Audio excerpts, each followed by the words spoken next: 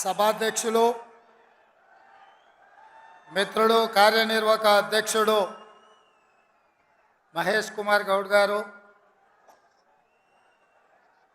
స్థానిక శాసనసభ్యుడు మీ అభిమాన నాయకుడు వెడ్మ బొజ్జు గారు, ఈ కార్యక్రమానికి ముఖ్య అతిథులుగా విచ్చేసిన ఉప ముఖ్యమంత్రి వర్యులు శ్రీ బట్టి విక్రమార్క గారు, కోమటిరెడ్డి వెంకటరెడ్డి గారు, సీతక్క గారు, శ్రీధర్ బాబు గారు, కొండా సురేఖ గారు, తుమ్మల నాగేశ్వరరావు గారు, మధు యాస్కి గారు, మిగతా చాలామంది పెద్దలు, అదేవిధంగా శాసనసభ్యులు, శాసన మండలి సభ్యులు, వివిధ హోదాలలో పార్టీ నాయకత్వము, జిల్లా పార్టీ అధ్యక్షులు, మండల పార్టీ అధ్యక్షులు, గ్రామ శాఖ అధ్యక్షులు, ప్రాణ సమానులైన పార్టీ కార్యకర్తలందరికీ కూడా హృదయపూర్వకంగా నమస్కారాలు.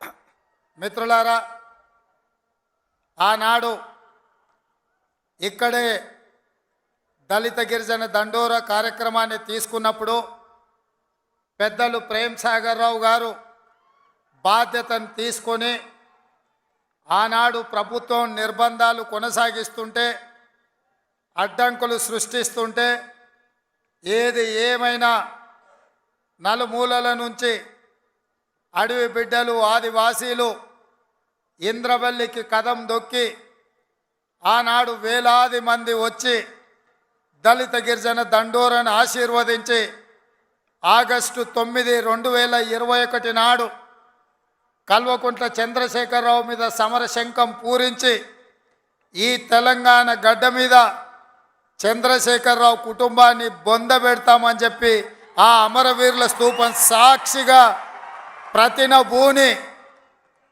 ఆ కార్యక్రమాన్ని డిసెంబర్ 3 నాడు పూర్తి చేసిండ్రు. మీకందరికీ మనస్ఫూర్తిగా ధన్యవాదాలు. మిత్రులారా, ఇక్కడ మట్టికి గొప్పతనం ఉన్నది, ఇక్కడి గాలిలో పౌరుషం ఉన్నది, ఇక్కడ తినే తిండిలో, వేసే అడుగులో పోరాట పటిమ ఉన్నది.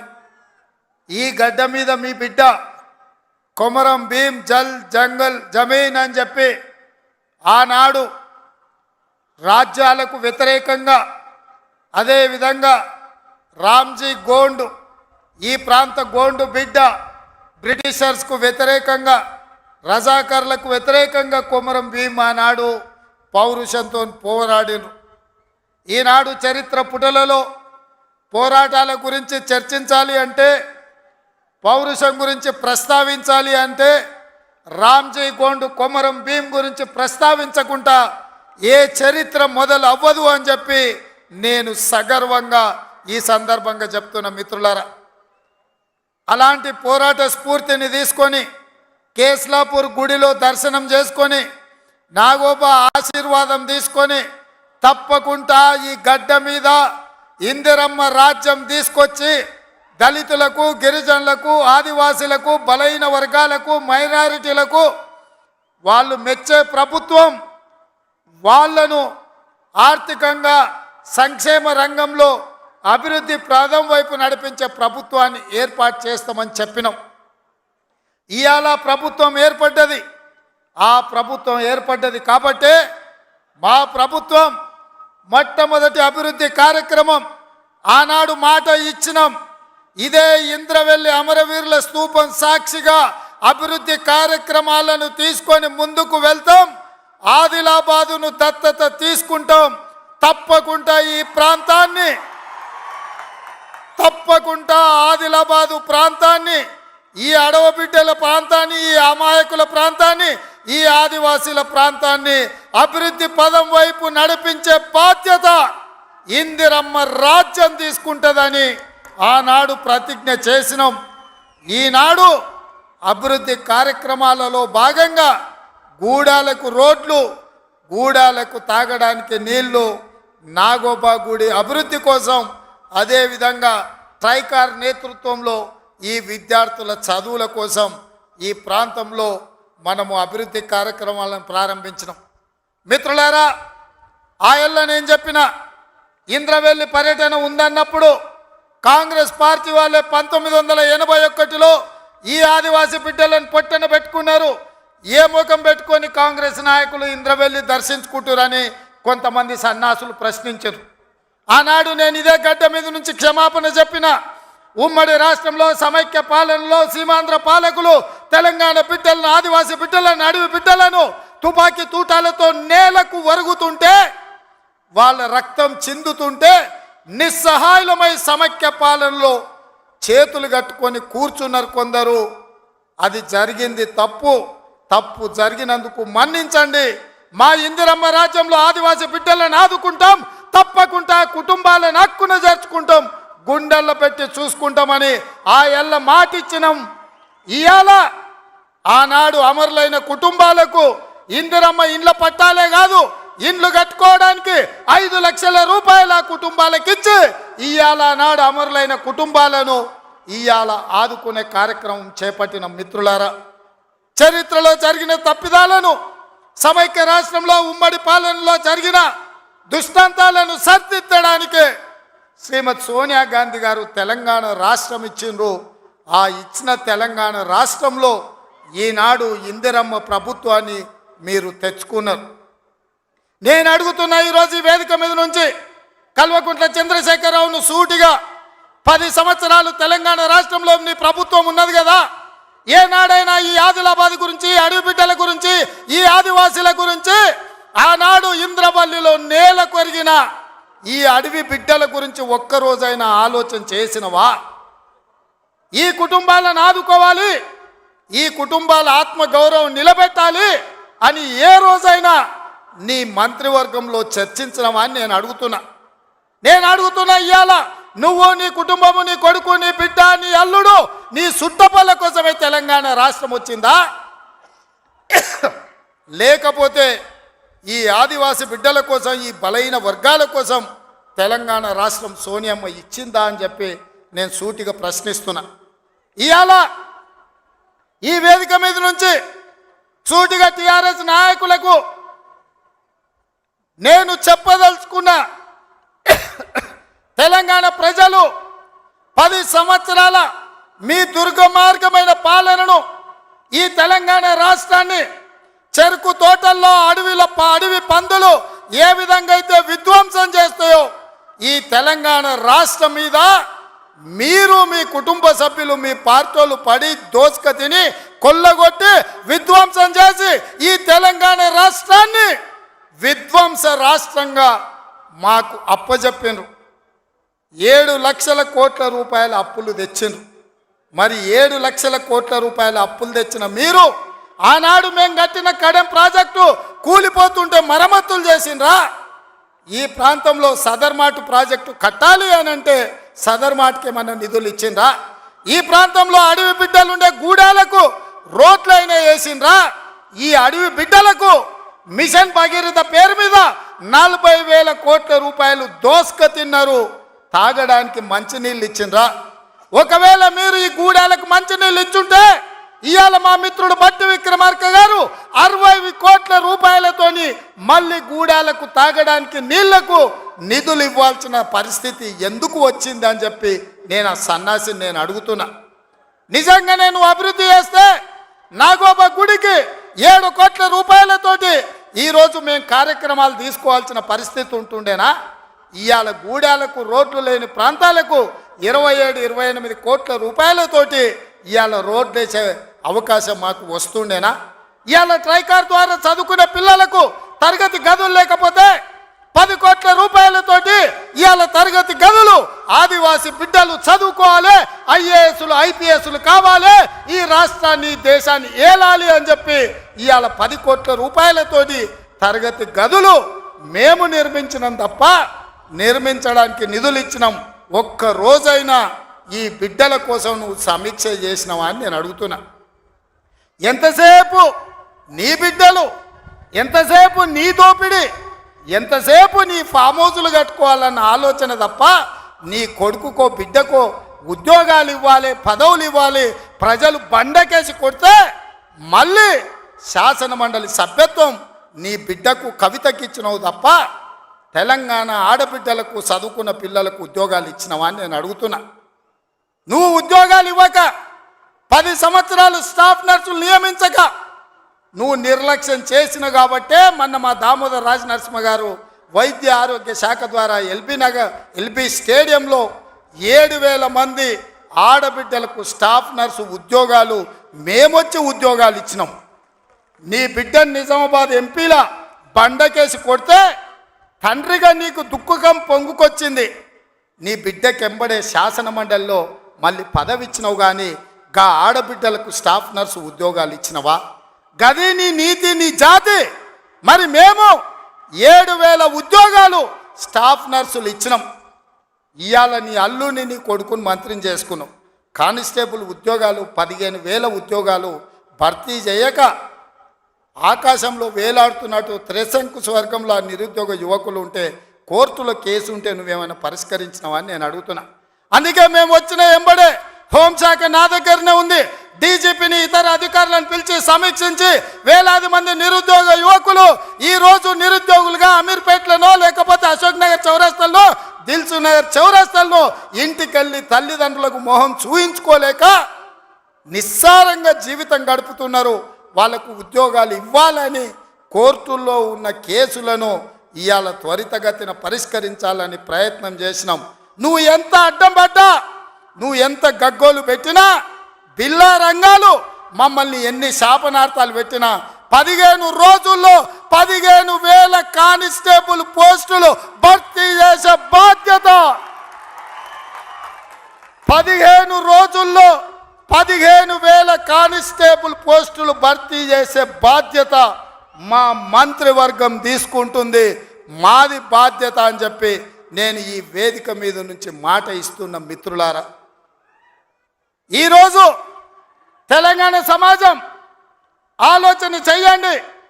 ఈ తెలంగాణ రాష్ట్రం ఎవరి చేతిలో భద్రంగా ఉంటుంది? ఈ తెలంగాణ రాష్ట్రం త్యాగాల పునాదుల మీద ఏర్పడ్డ ఈ రాష్ట్రం ఎవరు భద్రంగా కాపలా కాస్తారు? ఎవరు భద్రంగా ఈ రాష్ట్రాన్ని అభివృద్ధి పదం వైపు నడిపిస్తారో మీరు ఆలోచన చెయ్యండి. మేము వచ్చే 60 రోజులు కానే లేదు, 2 నెలలు ఇంకా పూర్తి కాలే. 7 తారీఖు వస్తే 2 నెలలు, 7 తారీఖు ఇంకా 5 రోజులు తక్కువనే ఉంది. అప్పుడే 6 గ్యారెంటీలు అమలు చేయలేదంటాడు సన్నాసుడు. ఆయనతోని శాత కాదు ఎట్లా చేయడంటాడు. పిల్లి శాపనార్థాలకు ఉట్టి దిగిపడుతుందా? వీళ్ళ పొంకనాలు కాకపోతే 10 ఏళ్లలో మీరు ఏనాడైనా పేదవాళ్ళ ఇంటికి 200 యూనిట్లు ఉచిత కరెంట్ ఇవ్వాలన్న ఆలోచన చేసినవా? పేదవాడు ఆత్మగౌరవంతో బ్రతకాలి అంటే ఇందిరమ్మ ఇండ్లు ఇవ్వాలన్న ఆలోచన ఏనాడైనా చేసినవా? ఆరోగ్యశ్రీ పథకాన్ని నిర్వీర్యం చేసినావు. 10 లక్షల రూపాయలు వాళ్ళకి ఇన్సూరెన్స్ ఇవ్వాలన్న ఆలోచన ఏనాడైనా చేసినవా? ఇవాళ అందుకే ఆడబిడ్డల్ని ఆదుకోవడానికి 500 రూపాయలకు సిలిండర్ ఇచ్చి ఆడబిడ్డల్ని ఆదుకోవాలి, కట్టెలపై కష్టాల నుంచి వాళ్ళని కాపాడాలి అని తొందరలోనే మా ఆడబిడ్డల కోసం 500 రూపాయలకి ఇంటింటికి సిలిండర్ ఇచ్చే బాధ్యత మా మంత్రివర్గం తీసుకున్నది.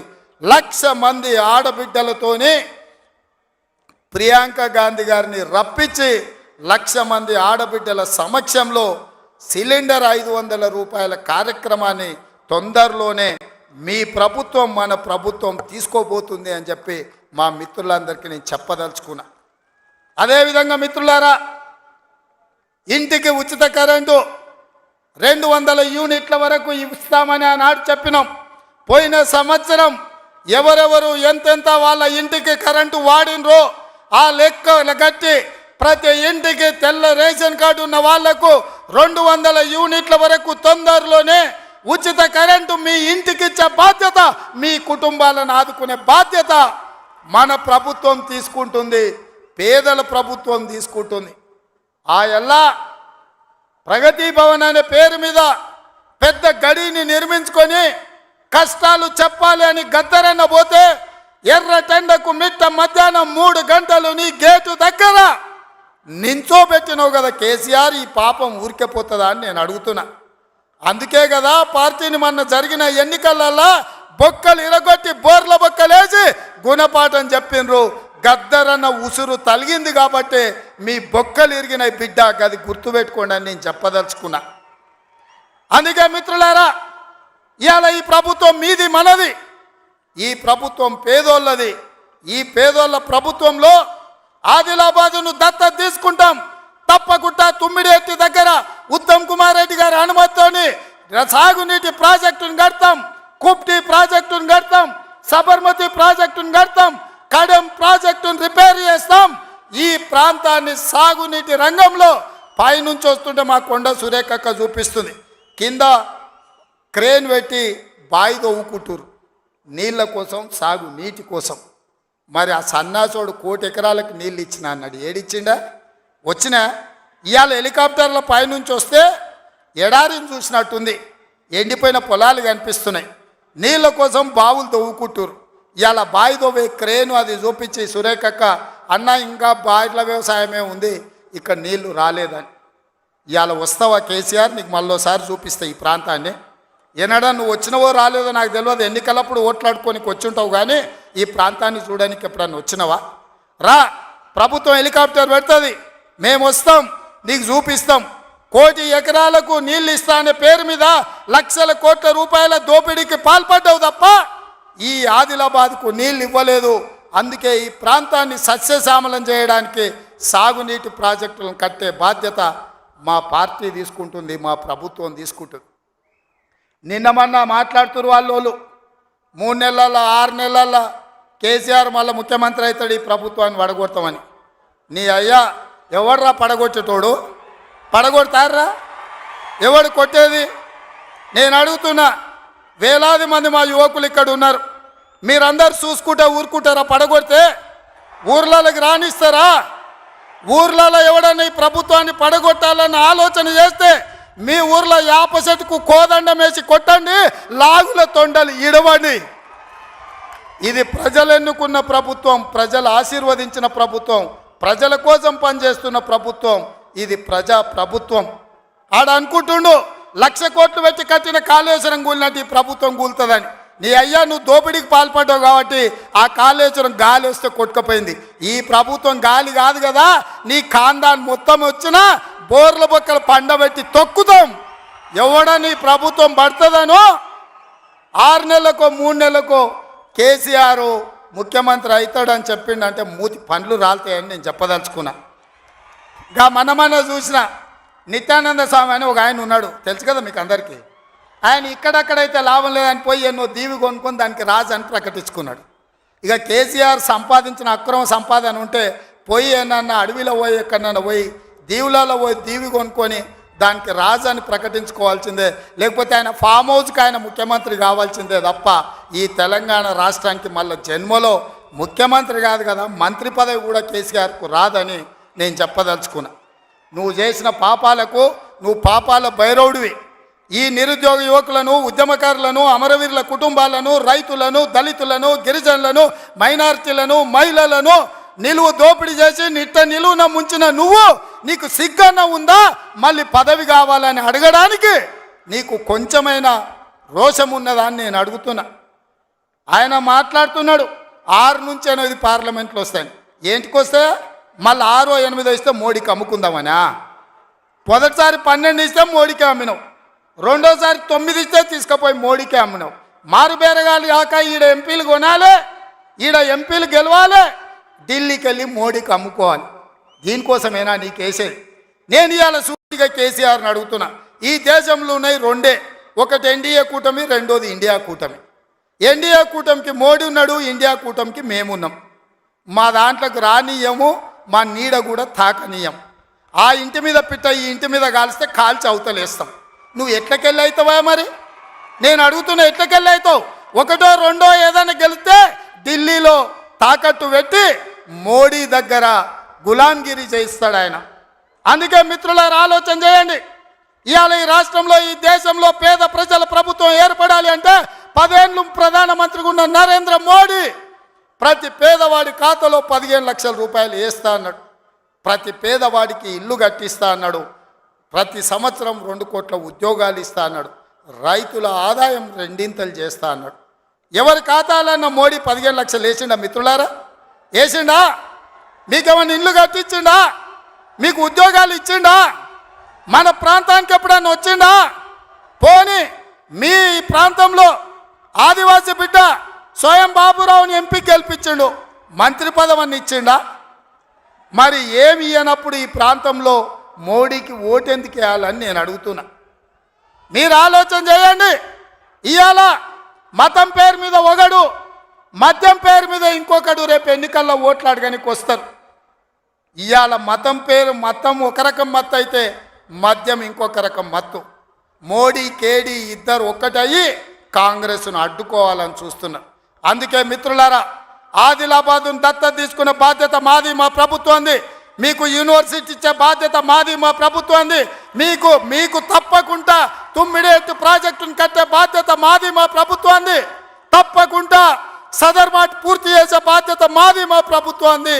కుప్తి ప్రాజెక్టును పూర్తి చేసే బాధ్యత మాది, మా ప్రభుత్వంది.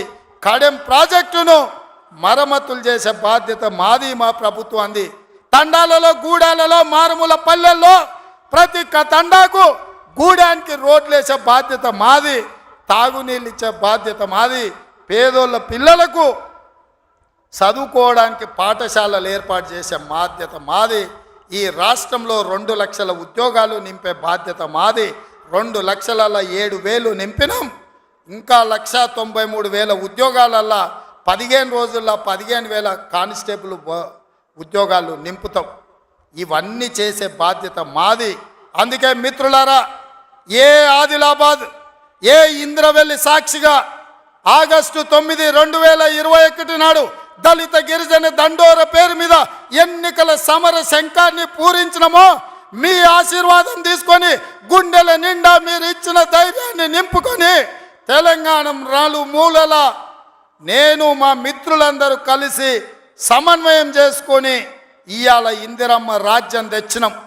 అదేవిధంగా ఇవాళ మళ్ళీ రాబోయే లోక్సభ ఎన్నికల్లో ఈ దేశానికి రాహుల్ గాంధీ గారు ప్రధానమంత్రిగా చెయ్యాలి అంటే కన్యాకుమారి నుంచి కశ్మీర్ వరకు 150 రోజులు 4,000 కిలోమీటర్లు మండు టెండల్లో, మంచు కొండల్లో నిర్విరామంగా పాదయాత్ర చేసిండు. ఇవాళ మణిపూర్ నుంచి మహారాష్ట్ర వరకు యాత్ర చేస్తున్నాడు. అలాంటి త్యాగం చేసే నాయకుడు, వాళ్ళ నాయనమ్మ ఈ దేశం కోసం ప్రాణం ఇచ్చింది, వాళ్ళ నాయన ఈ దేశం కోసం ప్రాణాలు ఇచ్చాడు, వాళ్ళ అమ్మ ఈ దేశం కోసం పదవి త్యాగం చేసింది. అలాంటి గొప్ప నాయకుడు ఇందిరమ్మ మనవడు ఈ దేశానికి ప్రధానమంత్రి కావాలి. రాహుల్ గాంధీ ప్రధానమంత్రి కావాలి అంటే ఆదిలాబాదు గడ్డ మీద కాంగ్రెస్ జెండా ఎగరాలి. మీరందరు సిద్ధం కదా? ఆదిలాబాద్లో ఎంపీ గెలిపిస్తారు కదా? మీరందరు సిద్ధమేనా? మీరందరు సిద్ధమేనా? మీరందరు సిద్ధమేనా? మీరందరు సిద్ధమేనా? జై కాంగ్రెస్. ఫామ్ హౌస్లో ఉన్న కేసీఆర్ గుండెలు ఎదరాలి మిత్రులారా. జై కాంగ్రెస్, జై జై కాంగ్రెస్, జై సోనియమ్మ, జై జై సోనియమ్మ. ధన్యవాదాలు మిత్రులారా.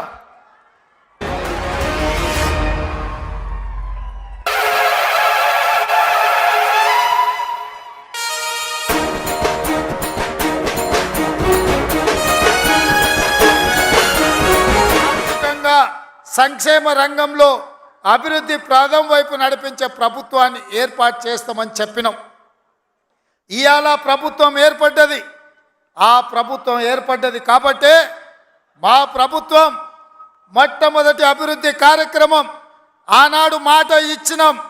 ఇదే ఇంద్రవెల్లి అమరవీరుల స్తూపం సాక్షిగా అభివృద్ధి కార్యక్రమాలను తీసుకొని ముందుకు వెళ్తాం. ఆదిలాబాదును దత్తత తీసుకుంటాం. తప్పకుండా ఈ ప్రాంతాన్ని, తప్పకుండా ఆదిలాబాదు ప్రాంతాన్ని, ఈ అడవి బిడ్డల ప్రాంతాన్ని, ఈ అమాయకుల ప్రాంతాన్ని, ఈ ఆదివాసీల ప్రాంతాన్ని అభివృద్ధి పదం వైపు నడిపించే బాధ్యత ఇందిరమ్మ రాజ్యం తీసుకుంటుందని ఆనాడు ప్రతిజ్ఞ చేసినాం. ఈనాడు అభివృద్ధి కార్యక్రమాలలో భాగంగా గూడాలకు రోడ్లు, గూడాలకు తాగడానికి నీళ్లు, నాగోబా గుడి అభివృద్ధి కోసం, అదేవిధంగా ట్రైకార్ నేతృత్వంలో ఈ విద్యార్థుల చదువుల కోసం ఈ ప్రాంతంలో మనము అభివృద్ధి కార్యక్రమాలను ప్రారంభించినాం. మిత్రులారా, ఆయల్ల నేను చెప్పిన ఇంద్రవెల్లి పర్యటన ఉందన్నప్పుడు కాంగ్రెస్ పార్టీ వాళ్ళే 1981లో ఈ ఆదివాసీ బిడ్డలను పొట్టన పెట్టుకున్నారు. ఏ ముఖం పెట్టుకొని కాంగ్రెస్ నాయకులు ఇంద్రవెల్లి దర్శించుకుంటారని కొంతమంది సన్నాసులు ప్రశ్నించారు. ఆనాడు నేను ఇదే గడ్డ మీద నుంచి క్షమాపణ చెప్పిన. ఉమ్మడి రాష్ట్రంలో సమైక్య పాలనలో సీమాంధ్ర పాలకులు తెలంగాణ బిడ్డలను, ఆదివాసీ బిడ్డలను, అడవి బిడ్డలను తుపాకీ తూటాలతో నేలకు వరుగుతుంటే, వాళ్ళ రక్తం చిందుతుంటే నిస్సహాయులమై సమైక్య పాలనలో చేతులు కట్టుకొని కూర్చున్నారు కొందరు. అది జరిగింది తప్పు. తప్పు జరిగినందుకు మన్నించండి. మా ఇందిరమ్మ రాజ్యంలో ఆదివాసీ బిడ్డలను ఆదుకుంటాం, తప్పకుండా కుటుంబాలను హక్కున చేర్చుకుంటాం, గుండెల్లో పెట్టి చూసుకుంటామని ఆ ఎల్ల మాటిచ్చినాం. ఇవాళ ఆనాడు అమరులైన కుటుంబాలకు ఇందిరమ్మ ఇండ్ల పట్టాలే కాదు, ఇండ్లు కట్టుకోవడానికి 5 లక్షల రూపాయల కుటుంబాలకు ఇచ్చి ఇవాళ నాడు అమరులైన కుటుంబాలను ఇవాళ ఆదుకునే కార్యక్రమం చేపట్టిన. మిత్రులారా, చరిత్రలో జరిగిన తప్పిదాలను, సమైక్య రాష్ట్రంలో ఉమ్మడి పాలనలో జరిగిన దుష్టాంతాలను సరిదిద్దడానికి శ్రీమతి సోనియా గాంధీ గారు తెలంగాణ రాష్ట్రం ఇచ్చిండ్రు. ఆ ఇచ్చిన తెలంగాణ రాష్ట్రంలో ఈనాడు ఇందిరమ్మ ప్రభుత్వాన్ని మీరు తెచ్చుకున్నారు. నేను అడుగుతున్నా ఈరోజు ఈ వేదిక మీద నుంచి కల్వకుంట్ల చంద్రశేఖరరావును సూటిగా, 10 సంవత్సరాలు తెలంగాణ రాష్ట్రంలో నీ ప్రభుత్వం ఉన్నది కదా, ఏనాడైనా ఈ ఆదిలాబాద్ గురించి, అడవి బిడ్డల గురించి, ఈ ఆదివాసీల గురించి, ఆనాడు ఇంద్రవల్లిలో నేల కొరిగిన ఈ అడవి బిడ్డల గురించి ఒక్కరోజైనా ఆలోచన చేసినవా? ఈ కుటుంబాలను ఆదుకోవాలి, ఈ కుటుంబాల ఆత్మగౌరవం నిలబెట్టాలి అని ఏ రోజైనా నీ మంత్రి